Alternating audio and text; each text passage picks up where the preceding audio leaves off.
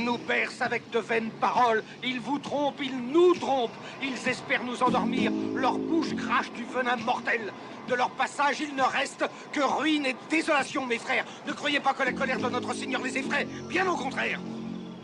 À présent, il règne sur le cœur et l'esprit de nos dirigeants. Prenez garde, ni vous ni moi ne sommes à l'abri, que vous soyez riches ou pauvres. Ils s'emparent de votre âme. Ces créatures de Satan ne veulent que nous corrompre. Nous sommes comme le peuple juif devant le veau d'or. Nous idolâtrons la cupidité. Pourquoi?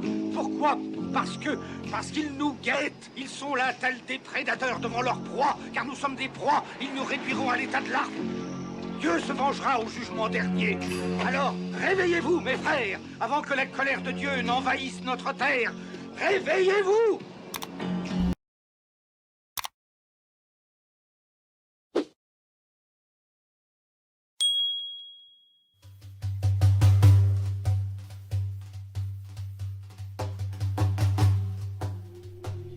L'utilisation politique de la religion par et contre l'Occident va non seulement se propager, mais devenir de plus en plus difficile à maîtriser.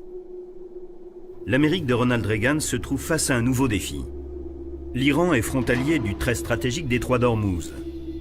La montée en puissance de ces républiques islamiques représente une menace pour le contrôle occidental de cet étroit passage, long de 60 km, reliant le golfe Persique à la mer d'Oman, où transite 30% du commerce mondial de l'or noir.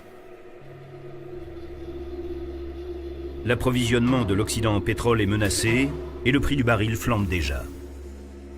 Alors pour tenter d'affaiblir Khomeini et à terme se débarrasser de sa révolution islamique, l'Occident va une fois encore utiliser la religion. L'idée, ça a été de,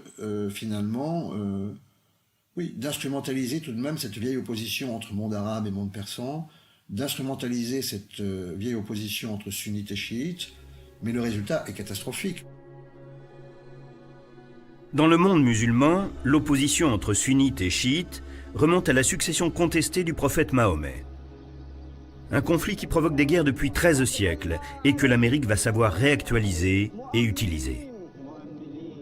Aujourd'hui, les chiites représentent 15% des musulmans dans le monde, mais 90% des Iraniens. Les sunnites majoritaires dans tout le Moyen-Orient craignent, comme l'Amérique, la montée en puissance de la République islamique d'Iran. Or, en Irak, pays voisin de l'Iran, un nouveau président vient de prendre le pouvoir. Saddam Hussein, l'architecte de l'Irak moderne, est alors un allié économique de l'Occident. Face à une opposition chiite dans son propre pays, lui aussi redoute l'ascension de Khomeini.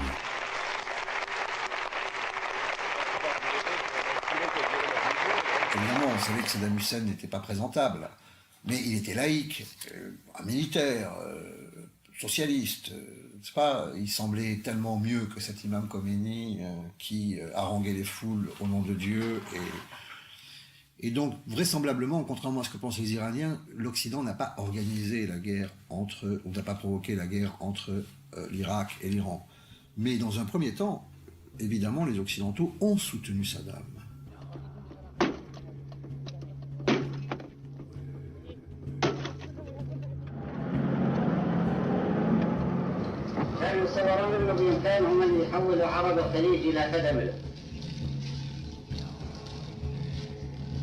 وكانوا يقيمون هذا الاعتبار على أساس الهجوم لأنهم أكبر حجما.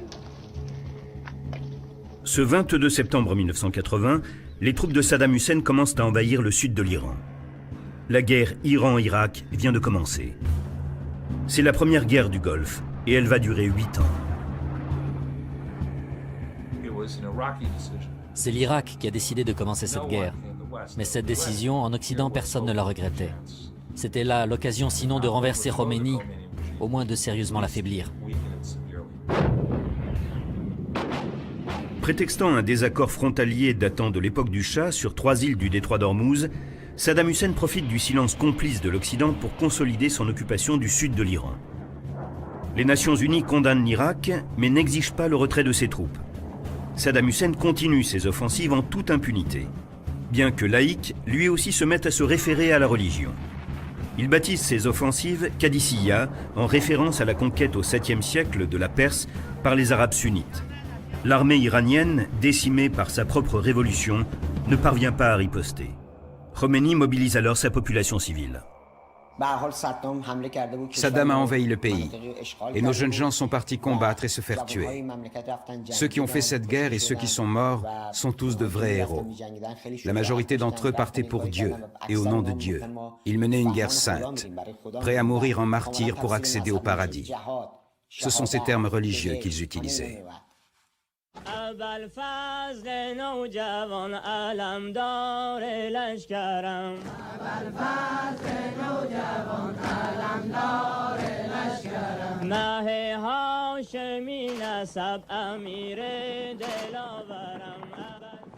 Les Iraniens utilisent à leur tour les guerres saintes du passé. Ils nomment leur contre-offensive Karbala, en référence au combat des premiers chiites contre les sunnites pour libérer la tombe de leur grand prophète Hussein, située en Irak.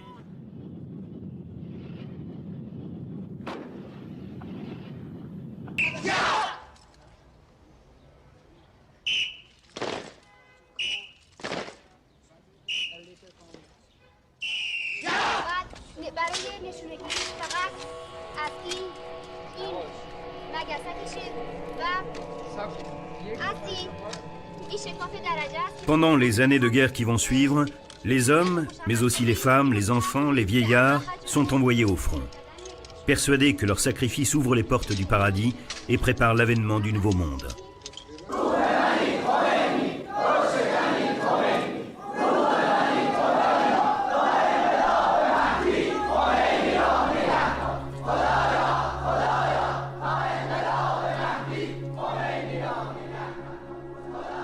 Comme les évangélistes américains et les nationalistes religieux israéliens, les idéologues de la révolution iranienne utilisent le mythe de l'avènement du Nouveau Monde et se tournent eux aussi vers Jérusalem.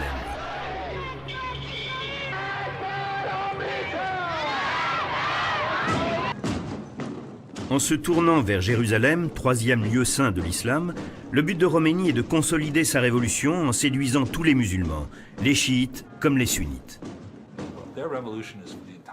Leur révolution est destinée à l'ensemble du monde musulman.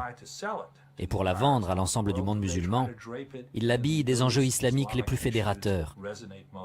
Or, il n'y a pas de lutte qui résonne plus fortement dans tout le monde musulman, du Maroc à l'Indonésie, que la quête pour la justice en Palestine.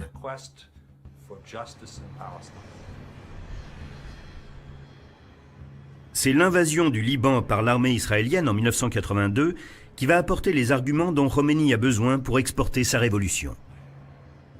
Le Liban, la charnière du Moyen-Orient, frontalier des pays arabes, la Jordanie, la Syrie et d'Israël. Un pays où se côtoient les communautés, chrétiennes proches de l'Occident, musulmanes sunnites soutenues par les pays arabes du Golfe, et chiites sous influence iranienne et syrienne. Un pays où se sont aussi réfugiés les Palestiniens expulsés d'Israël. Unis autour de Yasser Arafat, ils s'organisent politiquement et luttent pour la création d'un État palestinien. Une poudrière qu'Israël vit comme une menace. Alors le 6 juin 1982, l'armée israélienne bombarde et envahit préventivement le Liban, prend Beyrouth, sa capitale, et en chasse l'opposition palestinienne.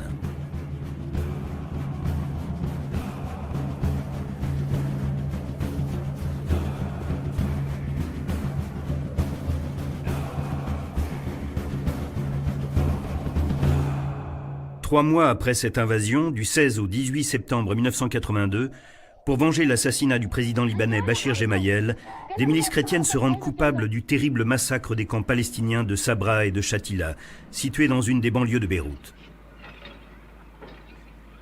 Plus de 900 Palestiniens tués en 2 jours, sous le regard de la force d'occupation israélienne.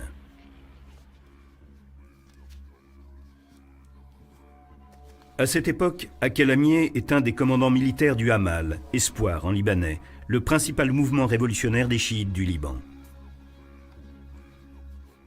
Pour lui, le coupable, c'est Israël. Nous nous battons contre le sionisme, cette entité qui viole et occupe les terres de la Palestine. Il s'agit de défendre notre terre. Israël est une cellule cancéreuse qui saigne le monde arabe et le monde musulman.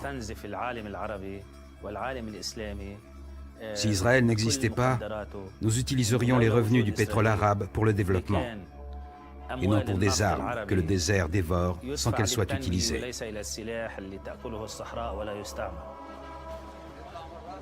la République islamique d'Iran va immédiatement exploiter ce désir de vengeance envers Israël, qu'elle qualifie d'oppresseur à la botte de l'impérialisme américain.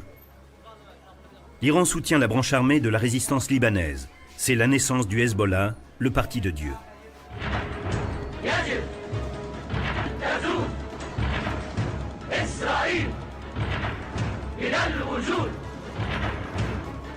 Le Hezbollah devient un des mouvements les plus actifs et puissants du fondamentalisme islamique. Dès son origine, il est une des principales sources de terrorisme dans le monde.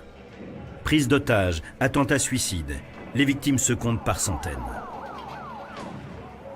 L'ennemi est personnifié par Ariel Sharon, le ministre israélien de la Défense au moment du massacre de Sabra et Shatila. Un an plus tard, une commission d'enquête israélienne reconnaîtra une responsabilité personnelle d'Ariel Sharon et il sera contraint de démissionner. La première nation islamique révolutionnaire, c'est l'Iran. Nous considérons l'Iran comme un refuge unique pour tous les opprimés du monde. Les Iraniens sont avec nous, du côté des faibles, face aux injustes. Mais en Iran, la guerre contre l'Irak s'éternise. Les événements du Liban donnent naissance à un nouveau slogan. La route de Jérusalem passe par Kerbala. Kerbala, la ville sainte des chiites située en Irak, à 100 km de sa capitale, Bagdad. La fin de la guerre froide éveille de nouveaux espoirs, mais ne met pas fin aux guerres qui ravagent le Moyen-Orient. Or, la réserve d'or noir de l'Occident se trouve au Moyen-Orient. Depuis la fin des années 70 et la révolution islamique d'Iran, les guerres géostratégiques pour en contrôler la production ne sont pas menées au nom des idéologies, mais au nom de Dieu. Chez les chrétiens comme chez les juifs et chez les musulmans. Les grands acteurs des conflits qui, au nom de Dieu, vont embraser le Moyen-Orient pour les décennies à venir, sont déjà en place. En Afghanistan, l'armée soviétique se retire et abandonne le pays aux combattants du djihad. À Massoud, qui prône un islam modéré, mais aussi à Ben Laden, le leader d'Al-Qaïda, futur allié des talibans, les étudiants en théologie qui revendiquent l'islam d'un nouvel âge. Sans vainqueur ni vaincu, la guerre Iran-Irak, nommée par les historiens première guerre du Golfe, vient de se terminer. Mais elle va bientôt donner naissance à la deuxième guerre du Golfe. En Iran, l'ayatollah Khomeini meurt, mais laisse derrière lui un pouvoir islamique qui veut faire du pays la nouvelle grande puissance du Moyen-Orient. En Irak, Saddam Hussein rêve lui aussi de transformer son pays en superpuissance, mais il est endetté par 8 années de guerre. Alors, il se tourne vers ses créanciers, les pays arabes du Golfe, majoritairement sunnites, qui lui ont prêté les millions de dollars nécessaires pour cette guerre livrée contre leur ennemi commun, l'Iran chiite.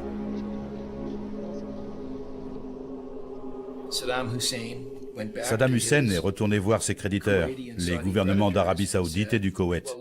Il leur a dit « Je me suis battu pour vous.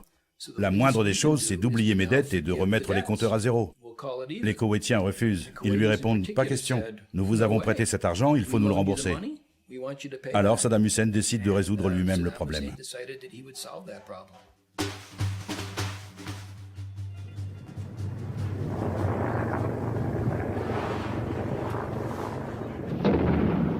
Saddam Hussein se fait justice et envahit le Koweït qui ne peut résister. Victorieux en 2 jours, il annexe le Koweït en toute impunité. Mais comment comprendre qu'un chef de guerre aussi expérimenté que Saddam Hussein envahisse sans crainte un pays qui alimente l'Occident en pétrole?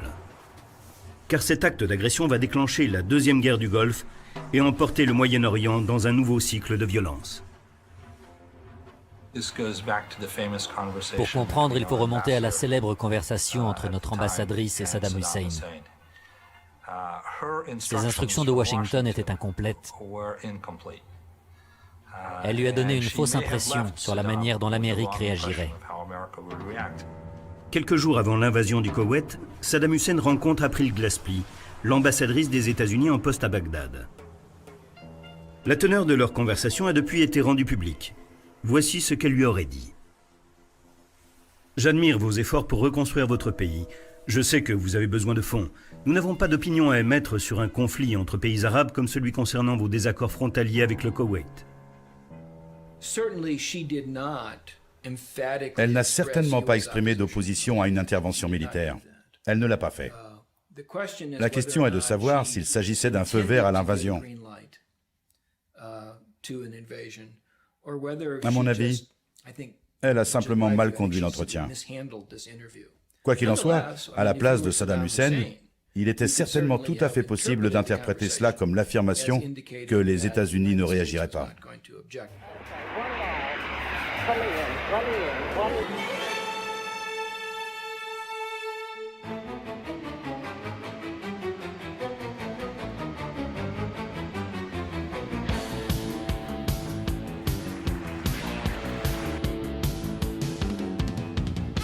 Ce n'est pas non plus une coïncidence si le 11 septembre 1990, le président George Bush défend l'intervention militaire en Irak et développe en même temps sa vision du monde pour les décennies à venir. Une vision du monde qu'il baptise le nouvel ordre mondial.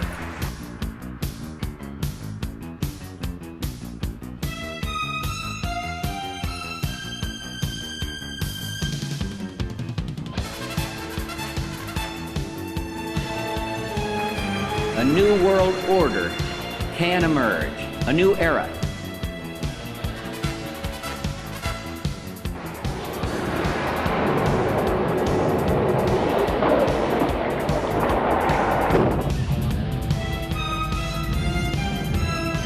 Premier acte du nouvel ordre mondial, le bombardement de Bagdad, la capitale irakienne.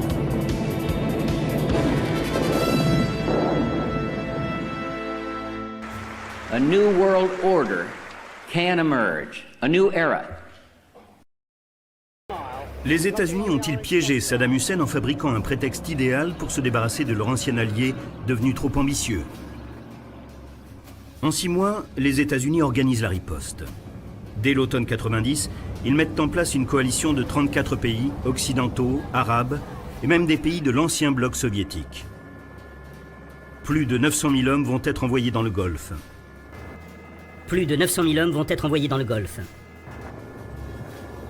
Vétéran du Vietnam, militaire de carrière de père en fils, le colonel Andrew Bacevich, devenu depuis professeur de relations internationales, est à l'époque mobilisé. Lorsque les Américains agissent, ils expriment inévitablement leur motivation en des termes idéologiques. Ils mènent toujours leurs actions au nom de la liberté en marche, promouvoir la démocratie et éliminer les oppresseurs. Ce que je veux dire, c'est que lorsque nous choisissons Saddam Hussein comme cible, ce n'est pas une coïncidence que l'Irak soit un des plus gros producteurs de pétrole.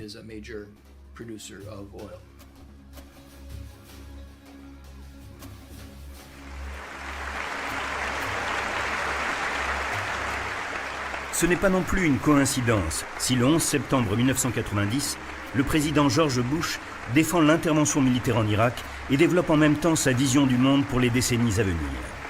Une vision du monde qu'il baptise le nouvel ordre mondial.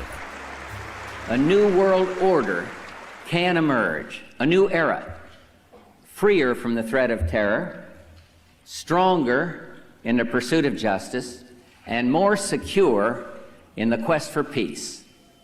An era in which the nations of the world, East and West, North and South, can prosper and live in harmony. A world where the rule of law supplants the rule of the jungle. A world in which nations recognize the shared responsibility for freedom and justice. A world where the strong respect the rights of the weak. Once again, Americans have stepped forward to share a tearful goodbye with their families before leaving for a strange and distant shore. Thank you, good night, and God bless the United States of America.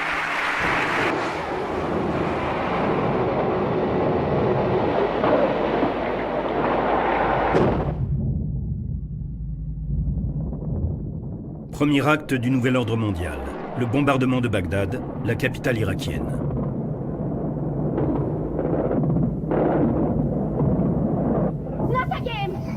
are human lives! A human life! Children and elderly and women!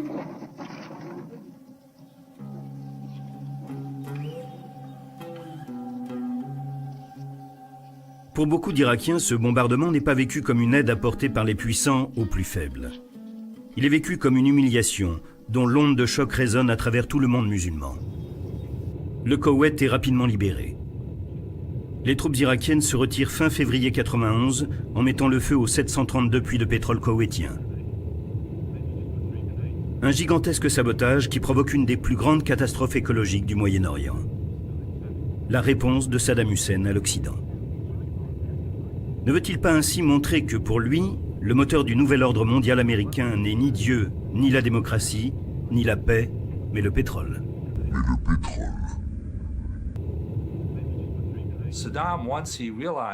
Une fois que Saddam s'est rendu compte qu'il était en difficulté, il a désespérément cherché des moyens pour rallier le peuple irakien et le reste du monde musulman autour de lui. Et lui aussi s'est mis à invoquer Dieu, annonçant que l'Irak livrait une grande bataille islamique contre les forces de la coalition et les troupes américaines, françaises, britanniques. Il a même fait inscrire sur le drapeau irakien « Il n'y a de Dieu que Dieu ».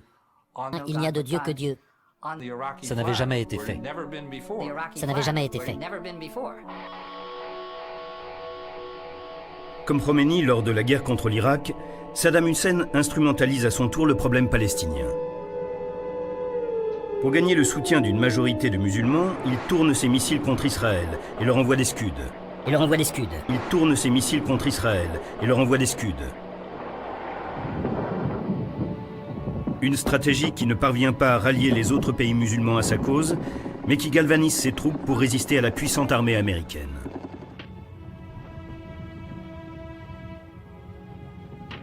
L'Amérique envoie sa 24e division mécanisée vers Bagdad, mais malgré les très lourdes pertes infligées aux Irakiens, les forces de la coalition s'arrêtent aux portes de la capitale. L'Amérique se contente d'un cessez-le-feu, et Saddam se maintient au pouvoir.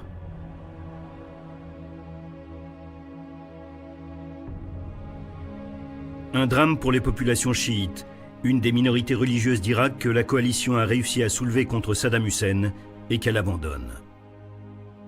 La répression se fait dans le sang.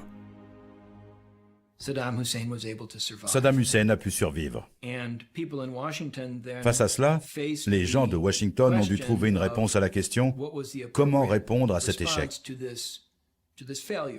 Car il s'agissait d'un échec et non d'une victoire. Et en accord avec la doctrine de Carter, la réponse fut de renforcer leur présence militaire dans la région.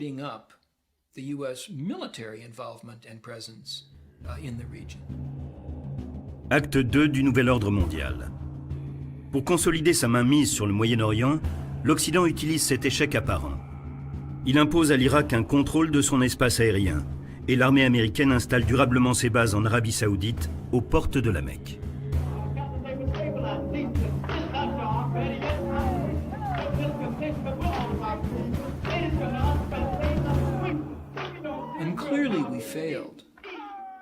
Il est clair que nous n'avons pas compris à quel point ceci était offensant pour les Saoudiens,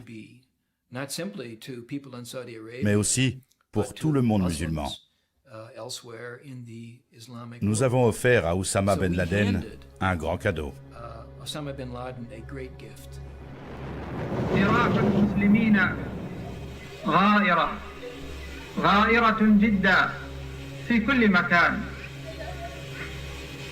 ولكن جراحنا اليوم في أعظم مقدساتنا في البيت العتيق في الكعبة المشرفة في مسجد نبينا عليه الصلاة والسلام.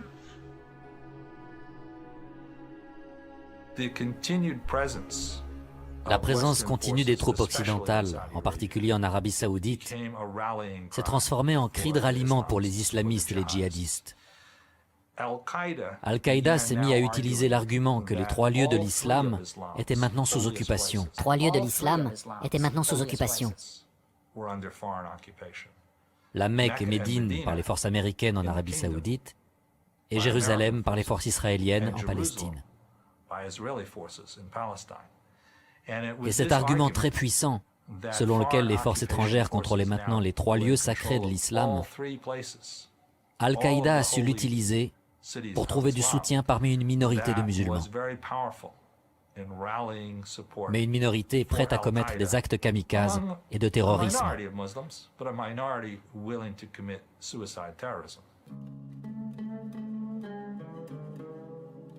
À la fin de la Deuxième Guerre du Golfe, le Moyen-Orient devient le champ de bataille d'une nouvelle division du monde. Le nouvel ordre mondial se met en place. 1993. Le World Trade Center a explosé, vous vous en souvenez? Il y a un des accusés qui a dit pendant le procès que la CIA était au courant de tout. Le visa diplomatique de ce cher accusé était délivré par la CIA. Nous ne sommes pas loin de penser qu'ils ont commandité cette bombe pour justifier une augmentation de crédit. Vous voulez me faire croire que vous engagez des faux terroristes et ça seulement pour soutirer du fric au Congrès? Malheureusement, monsieur NC, je ne sais pas comment je vais fabriquer 4000 morts. Alors je crois que nous allons les tuer pour de vrai. On attribuera ça aux musulmans, naturellement. Et j'obtiendrai mes subventions. Bonne nuit, Charlie.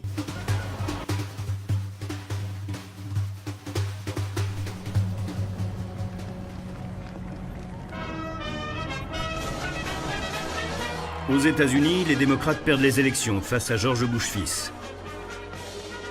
Début 2001, 20 ans après la présidence de Ronald Reagan, les néoconservateurs de la droite évangéliste sont de retour à la Maison-Blanche. L'acte 3 du nouvel ordre mondial va maintenant se jouer.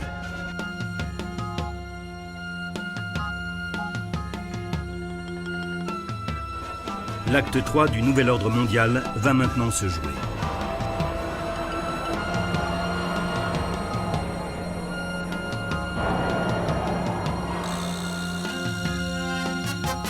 Within an hour, 2 of the planes had flown into the enormous steel towers of the World Trade Center. This crusade, this war on terrorism, is going to take a while. Anakin, my allegiance is to the Republic, to democracy! If you're not with me, then you're my enemy. Either you are with us, or you are with the terrorists.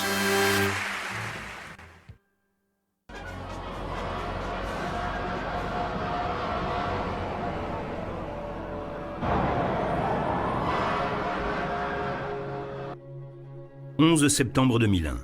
11 ans jour pour jour après le discours historique de George Bush père annonçant le nouvel ordre mondial, Ben Laden lance sa bataille finale. Une bataille qu'il prépare depuis la victoire du djihad afghan sur l'Union soviétique. En 1989, il fonde Al-Qaïda et élabore son concept de djihad planétaire. Son but, construire un grand califat de l'Arabie saoudite au Pakistan. Dès le début des années 90, Al-Qaïda conduit une série d'attentats de plus en plus meurtriers. Au moins dans les discours, Arafat n'avait absolument pas compris dans quelle mesure l'opinion publique internationale allait mettre dans le même sac les terroristes qui ont attaqué les tours jumelles de New York et le Palestinien qui se fait sauter dans un autobus à Tel Aviv ou Jérusalem et le militant du Fatah qui prend une Kalachnikov pour tirer sur des colons ou des soldats. Dans l'esprit de la population israélienne, tout ça était mis dans le même sac. Je crois que c'est un ancien patron du Mossad qui a dit que le 11 septembre était de ce point de vue-là pour la politique israélienne un véritable miracle. Un véritable miracle. Israël était du bon côté. Constitution of the United States against all enemies, foreign and domestic, and I will bear true faith and allegiance to the same. I will obey the orders of the President of the United States. So help me God. En octobre 2001, George Bush lance sa nouvelle croisade en envahissant l'Afghanistan et la baptise « Guerre globale contre la terreur ». Les événements du 11 septembre l'ont transformé en un missionnaire convaincu, quelqu'un qui croit passionnément que nous sommes appelés à répandre la paix et la démocratie dans le monde. que c'est donc son devoir d'entreprendre la guerre globale contre la terreur. Il considérait vraiment, et il continue à être convaincu, qu'il avait été appelé pour réaliser cette mission.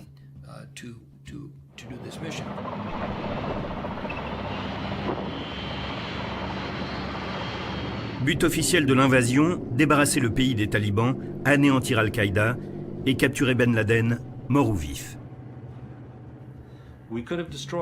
Nous aurions pu détruire Al-Qaïda à ce moment-là, mais au lieu de cela, l'Amérique a détourné son attention pour s'engager sur un autre champ de bataille, la Mésopotamie et l'Irak. Et on a laissé du répit à Al-Qaïda et aux talibans, qui en ont profité pour se reconstruire.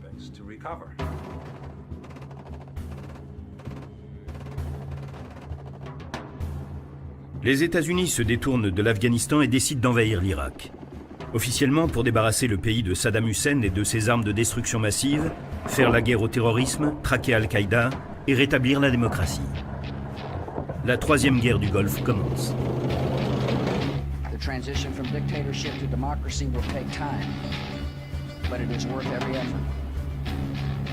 Our coalition will stay until our work is done, and then we will leave, and we will leave behind a free Iraq. Malgré la désapprobation des Nations Unies et d'une grande partie de l'Occident, l'administration américaine envoie 50 000 militaires occuper l'Irak.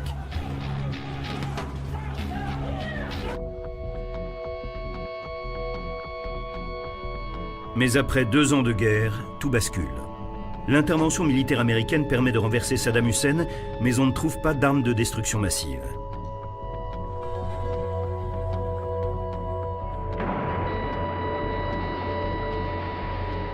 L'Amérique ne parvient pas à enrayer le terrorisme ni à éliminer Ben Laden. Au contraire, Al-Qaïda profite de la guerre pour s'installer en Irak et étendre son rayon d'action.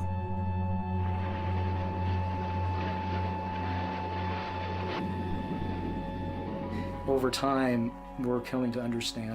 bout d'un certain temps, on s'est rendu compte à quel point tout cela était faux et stupide. Nous ne faisions aucun bien. Nous tentions seulement de survivre en faisant du mal aux autres. Mais le pire, c'était lorsqu'on s'est rendu compte que tout ce qu'on nous avait dit n'était que mensonge.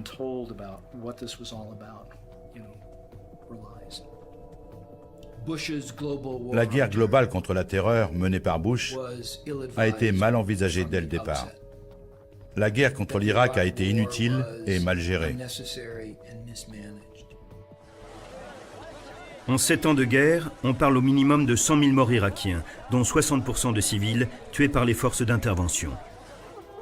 Il faut y ajouter l'emploi systématique de la torture, d'autant plus indigne qu'elle est utilisée par un pays qui défend les valeurs démocratiques. C'était une invasion et c'est une occupation. On persiste à croire que les gouvernements du monde musulman ne peuvent pas résoudre leurs propres problèmes. Nous continuons à affirmer que nous avons un rôle important à jouer, un rôle militaire, un rôle de conseil. Jadis, on appelait cela de l'impérialisme. 30 ans de guerre au Moyen-Orient et les 3 guerres du Golfe, la guerre Iran-Irak, puis la guerre du Koweït et enfin l'invasion de l'Irak ont participé à la politique de remodelage de ce que les néoconservateurs américains appellent le Grand Moyen-Orient. En occupant l'Irak mais aussi l'Afghanistan, l'Amérique a considérablement augmenté sa présence militaire et sa mainmise sur la région et sur ses réserves de pétrole. 20 ans après la chute du mur de Berlin, ces guerres menées de part et d'autre au nom de Dieu ont érigé de nouveaux murs.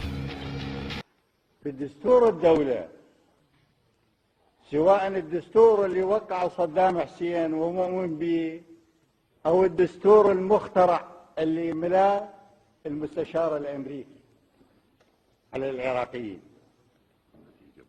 الإسلام دين الدولة. أنبه مرتين على وقت الصلاة لكن تهمل.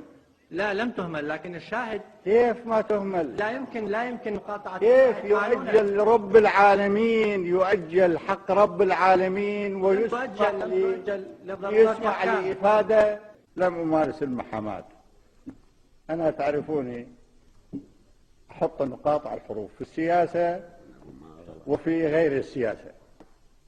ولذلك الصهيونية والأمريكان المسؤولين يكرهون صدام حسين، ويكذب البيت الأبيض مرة أخرى، وهو كذاب رقم 1 بالعالم مكشوف، لأنه قال في العراق كيمياوي وعلاقة مع الإرهاب، ثم صرح لاحقا أنه لم نعثر على شيء من هذا في العراق. Ce que je veux dire, c'est que lorsque nous choisissons Saddam Hussein comme cible, ce n'est pas une coïncidence que l'Irak soit un des plus gros producteurs de pétrole.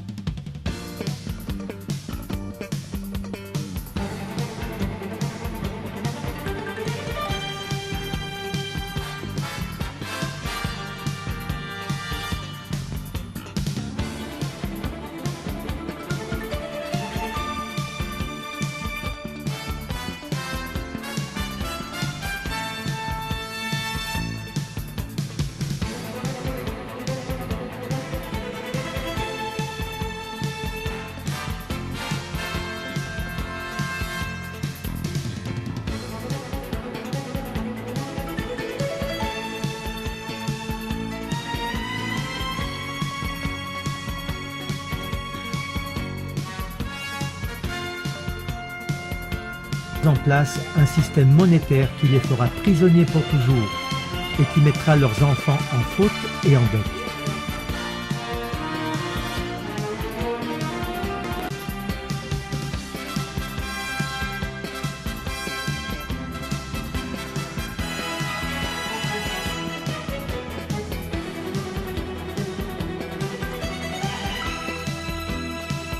En place un système monétaire qui les fera prisonniers pour toujours et qui mettra leurs enfants en faute et en dette. Nous concentrerons leur attention sur l'argent et les biens matériels, afin que beaucoup ne se connectent jamais à leur moi intérieur. Nous utiliserons des métaux mous, des accélérateurs de vieillissement et des tranquillisants dans les aliments et l'eau, et aussi dans l'air. Les métaux les mèneront à ce qu'ils perdent leur intelligence. Il s'agit donc de l'aluminium, du cuivre, etc., à travers les chemtrails. Nous promettons de trouver un antidote dans nos nombreux domaines, et nous les nourrirons avec plus de poison. Les toxines seront absorbées par leur peau et leur bouche, détruisant leur cerveau et leur système reproducteur. Les toxines seront cachées dans tout ce qui les entoure, dans ce qu'ils boivent, mangent, respirent et portent. Avec des images amusantes et des musiques, on leur apprendra que les poisons sont bons. Lorsque les femmes accoucheront, nous injecterons des toxines dans le sang de leurs enfants et nous les convaincrons que c'est pour les aider. On commencera le plus tôt possible quand leurs cerveaux seront encore jeunes. Nous prendrons leurs enfants avec ce qu'ils aiment, le sucré. Quand leur capacité d'apprendre aura été réduite, nous créerons des médicaments qui les rendront encore plus malades et qui causeront d'autres maladies, pour lesquelles nous créerons encore plus de médicaments. Nous utiliserons notre pouvoir pour les rendre dociles et faibles. Ils grandiront en étant déprimés, lents et en surpoids. Nous les distrairons avec l'impudicité, les plaisirs et les jeux. Ils feront ce que nous leur dirons. S'ils s'opposent, nous trouverons des moyens d'utiliser dans leur vie des technologies qui changent la conscience. Nous utiliserons la peur comme notre arme. Nous construirons leur gouvernement en établissant des animosités en leur sein. Nous aurons les deux côtés. Ils feront le travail pour nous et nous prospérerons grâce à leurs dettes et leur dur labeur. Si ça nous plaît, nous les ferons s'entretuer. Nous contrôlerons tous leurs aspects de leur vie et leur dirons quoi et comment penser. Ils seront occupés à s'entretuer jusqu'à ce que notre but ultime soit atteint. Nous continuerons à les faire vivre dans la peur et la colère par rapport à l'image et le son, et ainsi de suite.